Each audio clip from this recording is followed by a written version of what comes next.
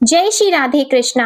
आप सभी का दिन शुभ हो और भगवान श्री कृष्ण की कृपा आप सभी पर सदा सर्वदा बनी रहे। आप सुन रहे हैं भागवत कथा का स्कंद 10।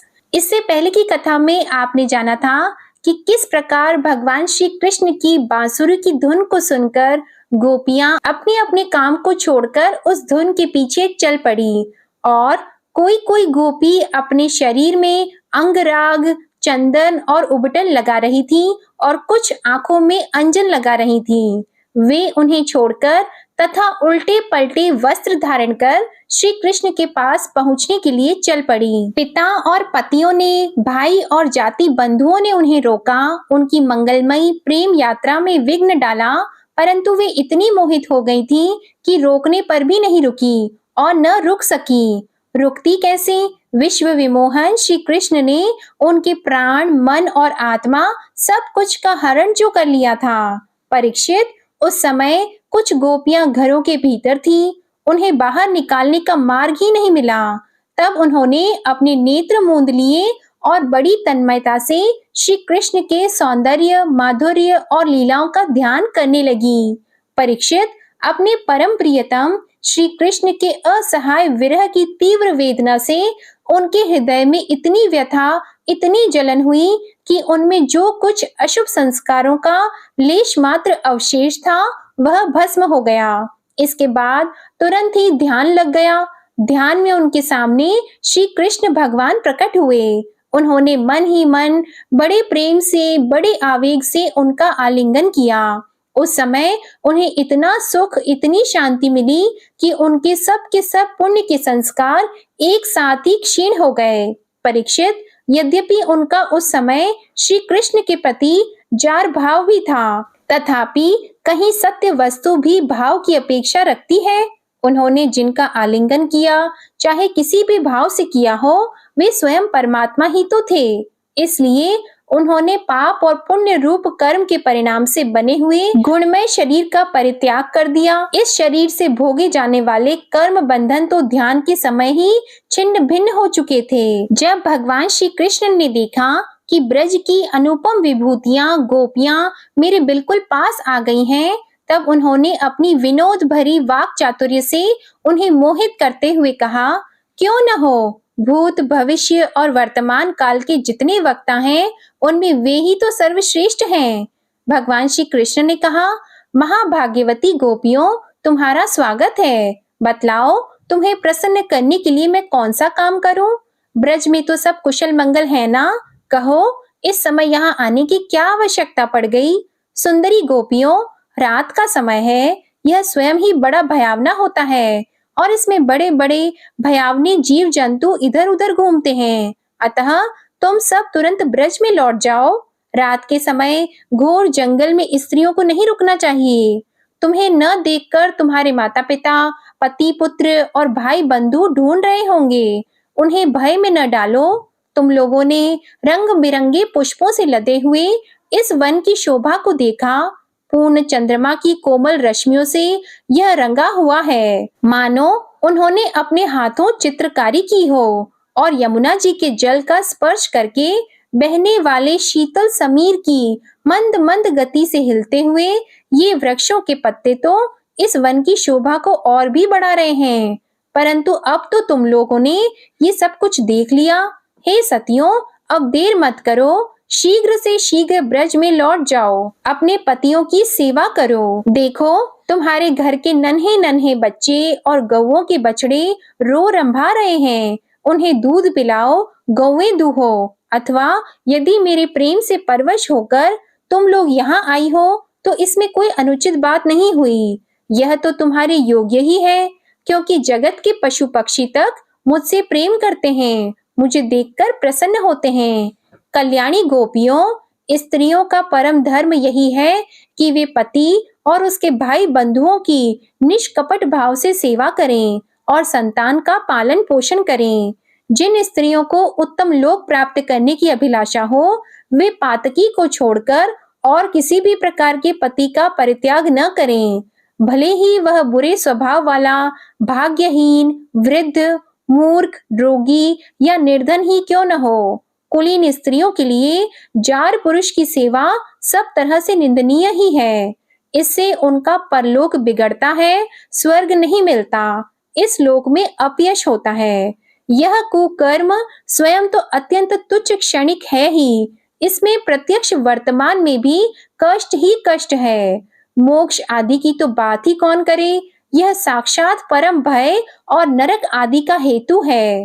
गोपियों, मेरी लीला और गुणों के श्रवण से, रूप के दर्शन से, उन सबके कीर्तन और ध्यान से मेरे प्रति जैसे अनन्य प्रेम की प्राप्ति होती है, वैसे प्रेम की प्राप्ति पास रहने से नहीं होती। इसलिए तुम लोग अभी अपने अपने घर लौट जाओ। श्री शुकदेव जी कहते हैं, परीक्षित, भगवान श्री कृष्ण का यह अप्रिय भाषण सुनकर गोपियां उदास खिन्न हो गईं, उनकी आशा टूट गई। वे चिंतन के अथाह एवं अपार समुद्र में डूबने उतारने लगी। उनके बिंबा फल के समान लाल लाल अधर शोक के कारण चलने वाली लंबी और गर्म सांस से सूख गए। उन्होंने अपने मुंह नीचे की ओर लटका लिए। वे पैर के नखों से धरती कुरेदने लगी। नेत्रों से दुख के आंसू बह बहकर काजल के साथ वक्ष स्थल पर पहुंचने और वहां लगी हुई केसर को धोने लगे। उनका हृदय दुख से इतना भर गया कि वे कुछ बोल न सकी, चुपचाप खड़ी रह गईं। गोपियों ने अपने प्यारे श्याम सुंदर के लिए सारी कामनाएं, सारे भोग छोड़ दिए थे। श्री कृष्ण में उनका अनन्य अनुराग और परम प्रेम था। जब उन्होंने अपने प्रियतम श्री कृष्ण की यह निष्ठुरता से भरी बात सुनी, जो बड़ी ही अप्रिय सी मालूम हो रही थी, तब उन्हें बड़ा दुख हुआ। आंखें रोते रोते लाल हो गईं, आंसुओं के मारे रुंध गईं। उन्होंने धीरज धारण करके अपनी आंखों के आंसू पोंछे और फिर प्रणय कोप के कारण वे गदगद वाणी से कहने लगी। गोपियों ने कहा, प्यारे श्री कृष्ण, तुम घट घट व्यापी हो, हमारे हृदय की बात जानते हो। तुम्हें इस प्रकार निष्ठुरता भरे वचन नहीं कहने चाहिए। हम सब कुछ छोड़कर केवल तुम्हारे चरणों में ही प्रेम करती हैं। इसमें संदेह नहीं कि तुम स्वतंत्र और हठीले हो। तुम पर हमारा कोई वश नहीं है। फिर भी तुम अपनी ओर से जैसे आदि पुरुष भगवान नारायण कृपा करके अपने मुमुक्षु भक्तों से प्रेम करते हैं, वैसे ही हमें स्वीकार कर लो, हमारा त्याग मत करो। प्यारे श्याम सुंदर, तुम सब धर्मों का रहस्य जानते हो। तुम्हारा यह कहना कि अपने पति, पुत्र और भाई बंधुओं की सेवा करना ही स्त्रियों का स्वधर्म है, अक्षरशः ठीक है, परंतु इस उपदेश के अनुसार हमें तुम्हारी ही सेवा करनी चाहिए, क्योंकि तुम ही सब उपदेशों के पद हो, साक्षात भगवान हो। तुम ही समस्त शरीरधारियों के सुहृद हो, आत्मा हो और परम प्रियतम हो। मनमोहन, अब तक हमारा चित्त घर के काम धंधों में लगता था, इसी से हमारे हाथ भी उनमें रमे हुए थे, परंतु तुमने हमारे देखते देखते हमारा वह चित्त लूट लिया। इसमें तुम्हें कोई कठिनाई भी नहीं उठानी पड़ी। तुम तो सुख स्वरूप हो ना, परंतु अब तो हमारी गति मति निराली ही हो गई है। हमारे ये पैर तुम्हारे चरण कमलों को छोड़कर एक पग भी हटने के लिए तैयार नहीं है, नहीं हट रहे हैं। फिर हम ब्रज में कैसे जाएं? और यदि वहां जाएं भी तो करें क्या? प्राण वल्लभ, हमारे प्यारे सखा, तुम्हारी मंद मंद मधुर मुस्कान, प्रेम भरी चितवन और मनोहर संगीत ने हमारे हृदय में तुम्हारे प्रेम और मिलन की आग धधका दी है। उसे तुम अपने अधरों की रस धारा से बुझा दो, नहीं तो प्रियतम, हम सच कहती हैं, तुम्हारी विरह व्यथा की आग से हम अपने अपने शरीर जला देंगी और ध्यान के द्वारा तुम्हारे चरण कमलों को प्राप्त करेंगी। प्यारे कमल नयन, तुम वनवासियों के प्यारे हो और वे भी तुमसे बहुत प्रेम करते हैं। इससे प्रायः तुम उन्हीं के पास रहते हो। यहाँ तक कि तुम्हारे जिन चरण कमलों की सेवा का अवसर स्वयं लक्ष्मी जी को भी कभी कभी ही मिलता है, उन्हीं चरणों का स्पर्श हमें प्राप्त हुआ। जिस दिन यह सौभाग्य हमें मिला और तुमने हमें स्वीकार करके आनंदित किया, उसी दिन से हम और किसी के सामने एक क्षण के लिए भी ठहरने में असमर्थ हो गई हैं। पति, पुत्र आदिकों की सेवा तो दूर रही, हमारे स्वामी जिन लक्ष्मी जी का कृपा कटाक्ष प्राप्त करने के लिए बड़े बड़े देवता तपस्या करते रहते हैं, वही लक्ष्मी जी तुम्हारे वक्ष स्थल में बिना किसी की प्रतिद्वंदिता के स्थान प्राप्त कर लेने पर भी अपनी सौत तुलसी के साथ तुम्हारे चरणों की रज पाने की अभिलाषा किया करती हैं। अब तक के सभी भक्तों ने उस चरण रज का सेवन किया है। उन्हीं के समान हम भी तुम्हारी उसी चरण रज की शरण में आई हैं। भगवान, अब तक जिसने भी तुम्हारे चरणों की शरण ली, उसके सारे कष्ट तुमने मिटा दिए। अब तुम हम पर कृपा करो, हमें भी अपने प्रसाद का भाजन बनाओ। हम तुम्हारी सेवा करने की आशा अभिलाषा से घर, गांव, कुटुंब सब कुछ छोड़कर तुम्हारे युगल चरणों की शरण में आई हैं। प्रियतम, वहां तो तुम्हारी आराधना के लिए अवकाश ही नहीं है। पुरुष भूषण, पुरुषोत्तम, तुम्हारी मधुर मुस्कान और चारु चितवन ने हमारे हृदय में प्रेम के मिलन की आकांक्षा की आग धधका दी है। हमारा रोम रोम उससे जल रहा है। तुम हमें अपनी दासी के रूप में स्वीकार कर लो, हमें अपनी सेवा का अवसर दो। प्रियतम, तुम्हारा सुंदर मुख कमल जिस पर घुंघराली अलके झलक रही हैं, तुम्हारे ये कमनीय कपोल जिन पर सुंदर सुंदर कुंडल अपना अनंत सौंदर्य बिखेर रहे हैं, तुम्हारे ये मधुर अधर जिनकी सुधा सुधा को भी लजाने वाली है, तुम्हारी यह नयन मनोहरी चितवन जो मंद मंद मुस्कान से उल्लसित हो रही है, तुम्हारी ये दोनों भुजाएं जो शरणागतों को अभय दान देने में अत्यंत उदार हैं, और तुम्हारा यह वक्ष स्थल जो लक्ष्मी जी का सौंदर्य की एकमात्र देवी का नित्य क्रीड़ा स्थल है, यह देखकर हम सब तुम्हारी दासी हो गई हैं।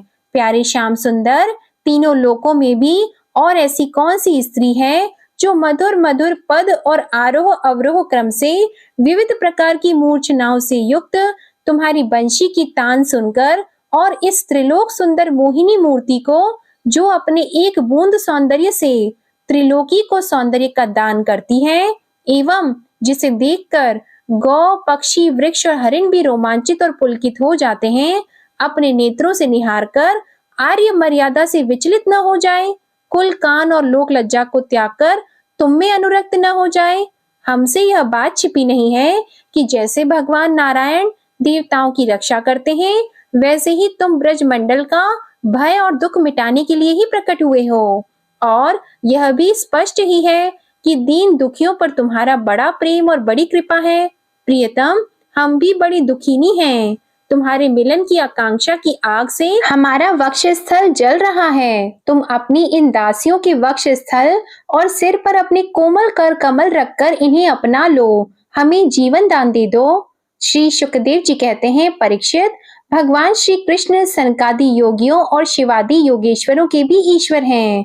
जब उन्होंने गोपियों की व्यथा और व्याकुलता से भरी वाणी सुनी, तब उनका हृदय दया से भर गया, और यद्यपि वे आत्मा राम हैं, अपने आप में ही रमण करते रहते हैं, उन्हें अपने अतिरिक्त और किसी भी बाह्य वस्तु की अपेक्षा नहीं है, फिर भी उन्होंने हंसकर उनके साथ क्रीड़ा प्रारंभ की। भगवान श्री कृष्ण ने अपनी भाव भंगी और चेष्टाएं गोपियों के अनुकूल कर दी, फिर भी वे अपने स्वरूप में ज्यों के त्यों एक रस स्थित थे, अच्युत थे।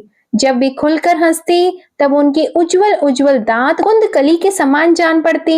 उनकी प्रेम भरी चितवन से और उनके दर्शन के आनंद से गोपियों का मुख कमल प्रफुल्लित हो गया। वे उन्हें चारों ओर से घेर कर खड़ी हो गईं। उस समय श्री कृष्ण की ऐसी शोभा हुई मानो अपनी पत्नी तारिकाओं से घिरे हुए चंद्रमा की हो। गोपियों के शत शत यूथों के स्वामी भगवान श्री कृष्ण वैजंती माला पहने वृंदावन को शोभायमान करते हुए विचरण करने लगे। कभी गोपियां अपने प्रियतम श्री कृष्ण के गुण और लीलाओं का गान करती, तो कभी श्री कृष्ण गोपियों के प्रेम और सौंदर्य के गीत गाने लगते। इसके बाद भगवान श्री कृष्ण ने गोपियों के साथ यमुना जी के पावन पुलिन पर, जो कपूर के समान चमकीली बालू से जगमगा रहा था, पदार्पण किया। वह यमुना जी की तरल तरंगों के स्पर्श से, शीतल और कुमुदिनी की सहज सुगंध से सुवासित वायु के द्वारा सेवित हो रहा था। उदार शिरोमणि सर्वव्यापक भगवान श्री कृष्ण ने जब इस प्रकार गोपियों का सम्मान किया, तब गोपियों के मन में ऐसा भाव आया कि संसार की समस्त स्त्रियों में हम ही सर्वश्रेष्ठ हैं, हमारे समान और कोई नहीं है। वे कुछ मानवती हो गईं। जब भगवान ने देखा कि इन्हें तो अपने सुहाग का कुछ गर्व हो आया है और अब मान भी करने लगी हैं, तब वे उनका गर्व शांत करने के लिए तथा उनका मान दूर कर प्रसन्न करने के लिए वहीं उनके बीच में ही अंतर ध्यान हो गए। श्री सुखदेव जी कहते हैं, परीक्षित, भगवान सहसा अंतर ध्यान हो गए। उन्हें न देखकर ब्रज युवतियों की वैसी ही दशा हो गई जैसे यूथपति गजराज के बिना हथिनियों की होती है। उनका हृदय विरह की ज्वाला से जलने लगा। भगवान श्री कृष्ण की मदोन्मत्त गजराज की सी चाल, प्रेम भरी मुस्कान, विलास भरी चितवन, भिन्न भिन्न प्रकार की लीलाओं और श्रृंगार रस की भाव भंगियों ने उनके चित्त को चुरा लिया था। वे प्रेम की मतवाली गोपियां श्री कृष्णमय हो गईं और फिर श्री कृष्ण की विभिन्न चेष्टाओं का अनुकरण करने लगी। अपने प्रियतम श्री कृष्ण की चाल ढाल, हास विलास और चितवन बोलन आदि में श्री कृष्ण की प्यारी गोपियां उनके समान ही बन गईं। उनके शरीर में भी वही गतिमती, वही भाव भंगी उतर आई। वे अपने को सर्वथा भूलकर श्री कृष्ण स्वरूप हो गईं और उन्हीं की लीला विलास का अनुकरण करती हुई मैं श्री कृष्ण ही हूँ इस प्रकार कहने लगी।